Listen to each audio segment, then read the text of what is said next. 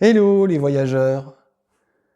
Quand je circule à bord de mon camping-car et que je m'arrête pour visiter une ville ou un site touristique par exemple, j'ai souvent des difficultés à trouver un emplacement où je suis sûr à 100% de pouvoir stationner légalement.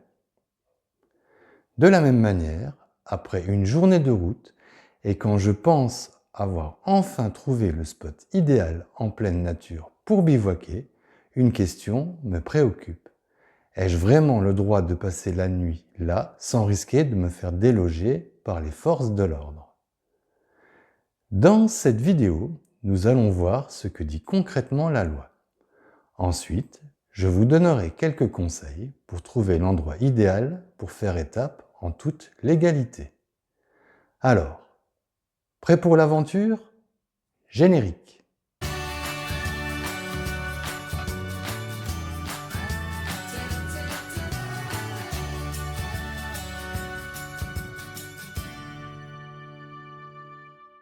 Mais que dit la loi?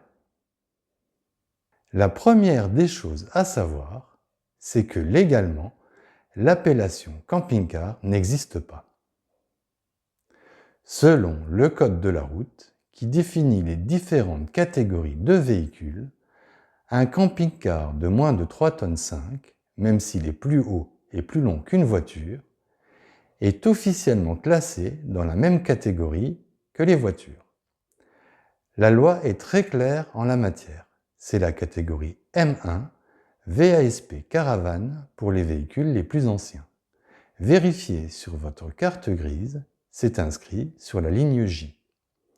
À noter que dans les textes, le camping-car est souvent appelé autocaravane, c'est-à-dire caravane automotrice, mais qu'il ne fait l'objet d'aucune réglementation particulière. Donc, concernant le stationnement, un camping-car, un fourgon ou encore un van aménagé de moins de 3,5 tonnes a le droit de stationner partout où une voiture particulière peut le faire.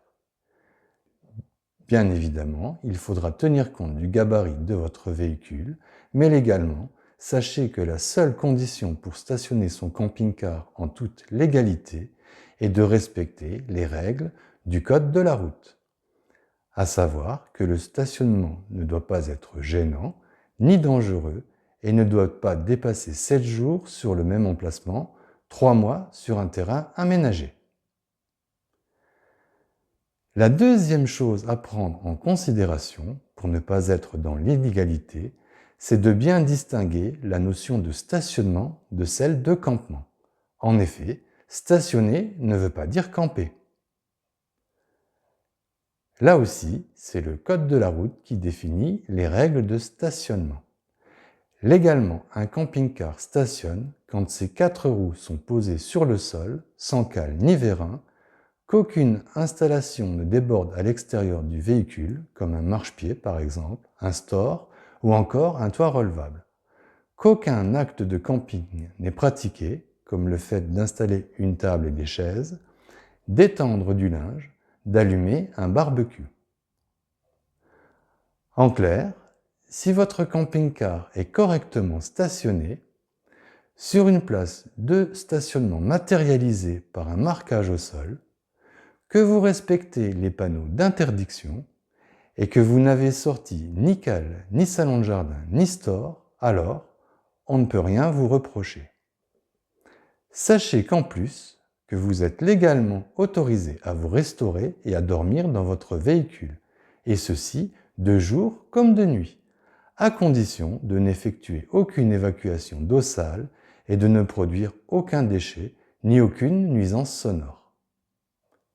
Même si aujourd'hui la majorité des communes proposent des aires dédiées aux camping-cars, certains maires adoptent des arrêtés, plus ou moins bien fondés, interdisant le stationnement de certains types de véhicules sur tout ou partie de leur territoire. Ils imposent des interdictions, plus ou moins légales, et n'hésitent pas à verbaliser les contrevenants. Pourquoi? J'en sais rien. Et c'est d'autant plus discriminatoire quand on sait qu'un camping-car correctement stationné ne provoque pas plus de nuisances qu'une voiture ou qu'une camionnette. Quoi qu'il en soit, sachez qu'un arrêté doit être sérieusement motivé et limité dans le temps et dans l'espace. Les panneaux d'interdiction de stationnement symbolisant un camping-car, par exemple, n'ont pas d'existence légale. Les barres de hauteur, installées pour limiter l'accès des camping-cars, sont purement interdites. Leur vocation sert uniquement à signaler un obstacle, comme la hauteur d'un pont par exemple. Sachez qu'en cas d'action en justice, les municipalités ont d'énormes difficultés à justifier leurs interdictions devant les tribunaux. Mais sachez cependant que pour qu'un arrêté soit déclaré illégal et retiré, ça prend du temps. Alors, respectez les réglementations locales, même si elles vous paraissent discriminatoires. Comme tout bon vacancier, j'achète du pain, des légumes, de la viande, du carburant, je vais au restaurant, je visite des sites pittoresques, bref, je consomme et je fais donc marcher l'économie locale. Maintenant, si mon camping-car ne plaît pas au maire de la commune, c'est pas grave. Je ne me prends pas la tête, je passe tout simplement mon chemin et je vais consommer plus loin, là où on m'accueillera avec le sourire. Ça, c'était pour le stationnement. Par contre, dès que vous sortez le moindre accessoire, vous vous livrez alors à un acte de camping sur la voie publique. Et là, c'est le code de l'urbanisme qui entre en jeu et qui permet aux autorités locales d'interdire le camping sauvage. Concernant l'action de camper, la loi dit que le camping, qu'il se fasse sous tente, en camping-car ou en caravane, peut être pratiqué librement, mais toujours avec l'accord de celui qui a la jouissance du sol. Le camping sauvage, c'est-à-dire le fait de camper où bon vous semble, est donc systématiquement soumis à l'autorisation écrite du propriétaire des lieux. Un petit mot sur la notion de bivouac. Tout comme le camping sauvage, bivouaquer consiste à séjourner en pleine nature. Mais à la différence du camping sauvage, le bivouac est défini comme une forme de camping passager pratiqué par les randonneurs sur un site éloigné de la ville et donc dépourvu de structures d'hébergement. Il ne dure qu'une seule nuit et permet seulement de se reposer. Le bivouac diffère donc de par son objectif et de par sa durée du camping sauvage. En général, il est mieux toléré. De nombreux textes réglementaires encadrent la liberté de camper. La pratique du camping est interdite sur l'emprise des routes et des voies publiques, c'est-à-dire sur la chaussée et sur ses accotements, sur les rivages de la mer, dans les sites classés et protégés, dans les réserves naturelles, dans un périmètre de 200 mètres autour des points de captage d'eau potable, dans certaines zones fixées par arrêtés municipaux ou préfectoraux. Ces interdictions sont portées à la connaissance du public par des panneaux installés sur les principales voies d'accès au site en question. Donc, et pour résumer, si l'on peut stationner presque partout en camping-car, la pratique du camping ne s'effectuera en définitive que dans des endroits réglementés. Alors, où faire étape avec mon camping-car, me direz-vous? Fort heureusement, la France dispose d'un très riche réseau d'accueil à destination des camping-cars. Donc, il ne faut pas s'en priver. Proposées par de nombreuses communes, les aires de service sont dédiées exclusivement aux opérations sanitaires, c'est-à-dire la vidange des eaux grises, la vidange des WC chimiques, l'alimentation en eau potable, le dépôt des ordures. Ces aires sont pour la plupart équipées de bornes automatiques avec monnayeur. Elles n'ont pas forcément vocation à être des aires de stationnement, sauf si elles sont annexées à un parking. Les aires de service se trouvent aussi bien en zone rurale qu'en zone touristique, que dans les campings, les parkings de supermarchés, les stations-service et les aires d'autoroute. Les aires d'accueil, de stationnement ou d'étape. Il s'agit d'aires aménagées spécialement pour les camping-cars. Souvent, elles se trouvent dans un environnement arboré, calme et sécure. Elles peuvent être gratuites ou payantes et la durée de stationnement y est généralement limitée à 24 ou 48 heures. Avec ses 8000 campings, soit plus de 900 000 emplacements, la France est le premier parc de camping d'Europe et le deuxième du monde. Tous les campings accueillent les camping-cars. Certains d'entre eux proposent même une formule limitée à une nuit, mais à un tarif préférentiel. C'est le Stop Accueil Camping-Car. Dormir au camping, c'est pouvoir faire sa lessive, se connecter au Wi-Fi, avoir de l'électricité, profiter des installations sanitaires, bref, c'est s'autoriser une pause plus confortable.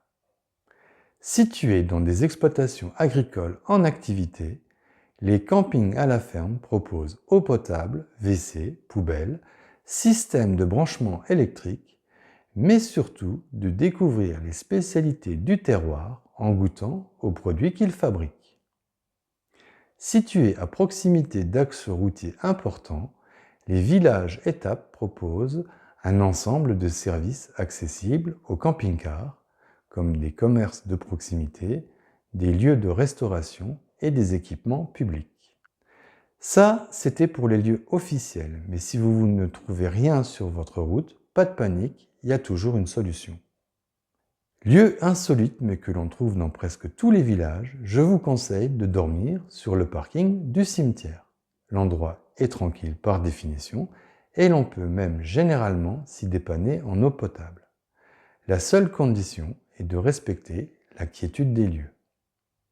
Si vous cherchez des spots en pleine nature, rapprochez-vous des chapelles, ruines et autres sites historiques perdus au milieu de la campagne.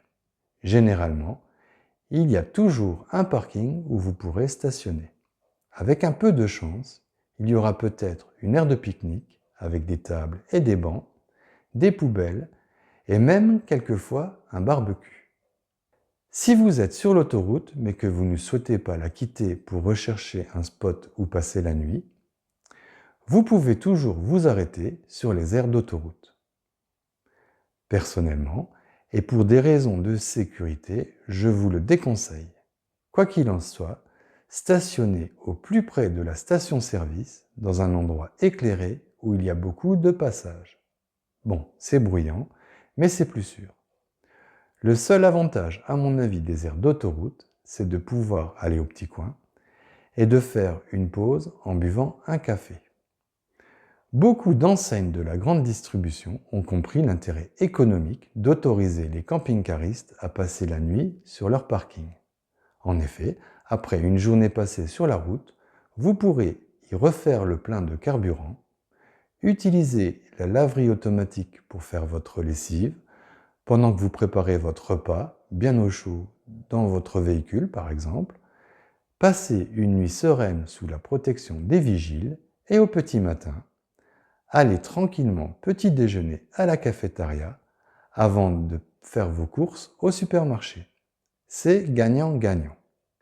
Quoi qu'il en soit, et peu importe l'endroit que vous aurez choisi pour passer la nuit, respectez ces quelques règles. Soyez respectueux de l'espace dans lequel vous vous trouvez. Soyez respectueux des autres utilisateurs du site. Minimisez votre installation. Ne laissez rien traîner à l'extérieur de votre véhicule, comme des bouteilles vides par exemple, des ordures, des chaises, etc. Ne donnez pas l'aspect d'un squat aux éventuelles personnes qui passeraient par là. Arrivez tard et partez tôt. Ne restez qu'une nuit au même emplacement. Effacez vos traces de passage et laissez l'endroit plus propre à votre départ que quand vous êtes arrivé. En appliquant ces principes de bon sens, vous éviterez de donner une mauvaise image des camping-caristes. Si vous avez des questions ou des réactions, laissez-les-moi en commentaire, j'y répondrai volontiers. Et si vous avez aimé cette vidéo, merci de la liker, de la commenter, de la partager et de vous abonner à ma chaîne. Et en attendant de vous retrouver pour de nouvelles aventures, n'oubliez pas, le monde appartient à ceux qui le parcourent.